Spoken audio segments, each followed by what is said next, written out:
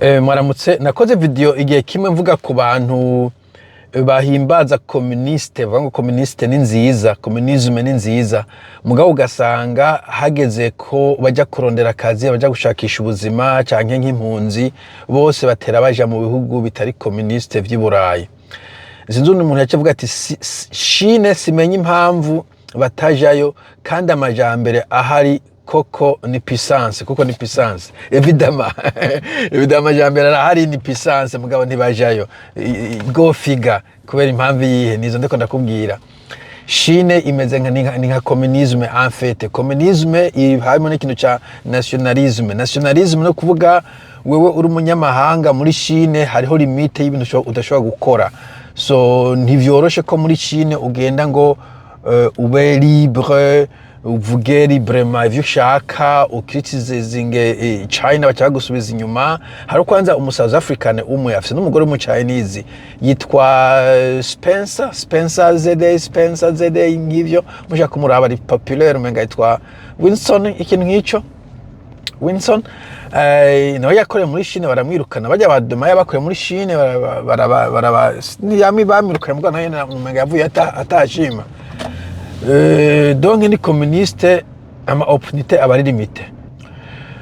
Natanze akarorero ukuntu nko muri Canada duse umuministre w'umurundi kazi dude muri Chine naho woba sogokuruza wayavukiye uri mwirabure, you will never reach, ntuzokwigira uronka akazi nkako, ntibishoboka, c'est impossible. Ni homogene, ni société homogene, baguma baha akazi imirimo yose abashinwa bene wabo. Kwiyintegra c'est impossible. Donc hamwe birabure barimwo bake muri za Guangzhou bacuruza ibintu, mugabo na harongora mu Chinese nibiki aguma ari umwirabure w'umunyafrika, aguma abona ntashobora kuronka ubwene gihugu bwa China. Urumva nk'ivyo ama opportunité aba ari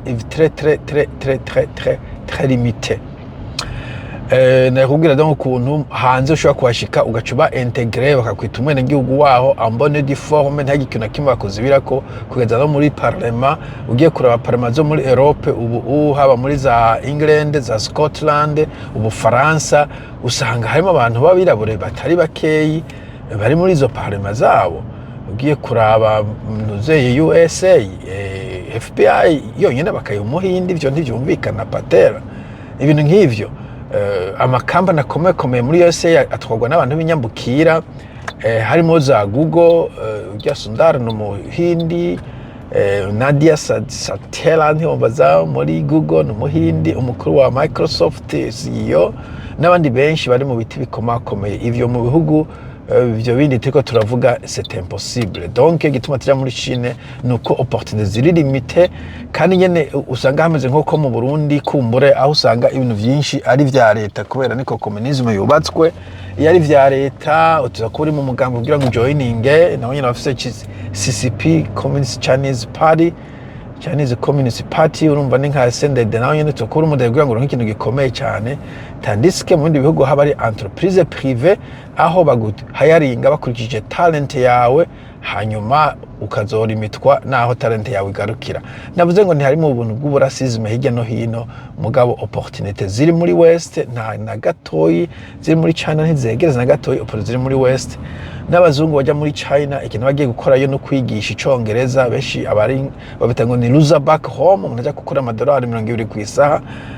Muri Europe, muri Amerika yo gukora nk'ijana ku isaha, ibintu nk'ivyo. Umuntu ashaka ko nabo nyene bayigisha icongereza hanyuma akazotaha iwabo eventuellement. So nivyo nabubwiye nyene, ni systeme ya gouvernement, ni systeme ya ingene société yorganije, ntabwo iri propice, ntabwo yorohereza umuntu w'inyambukira.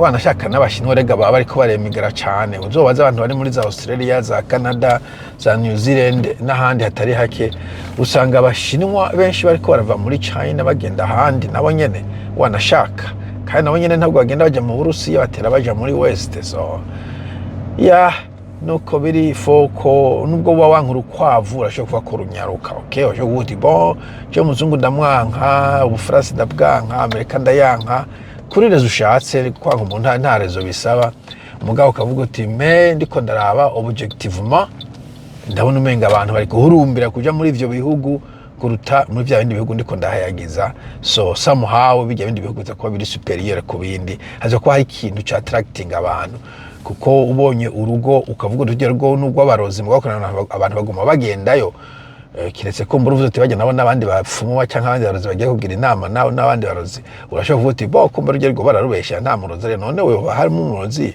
abana bakirwa ariko barakina bagenda, abandi barira ngo natwe turege twinjire, inzoga ihiye bavumvye buzuye bagambagaje, maybe hari ico tutazi turiko turabesha canke undi muntu atubesha. Voilà, ngira musibize.